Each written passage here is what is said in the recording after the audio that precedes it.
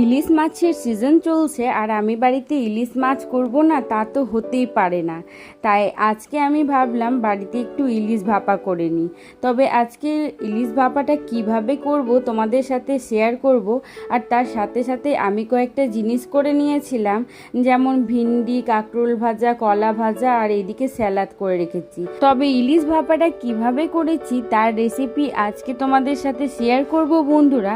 তবে ভালো লাগলে অবশ্যই কিন্তু লাইক, কমেন্ট, শেয়ার করিও তোমরা। এদিকে আমি মশলার জন্য বেটে নিয়েছি সাদা সর্ষে, কালো সর্ষে, কাঁচা লঙ্কা কয়েকটা, মানে তোমাদের পরিমাণ মতো করে নিতে হবে, যেমন ঝাল পছন্দ করো। আর তার সাথেই দিয়েছিলাম পোস্ত দিলে এটার টেস্টটা আরও অনেক বেড়ে যায়।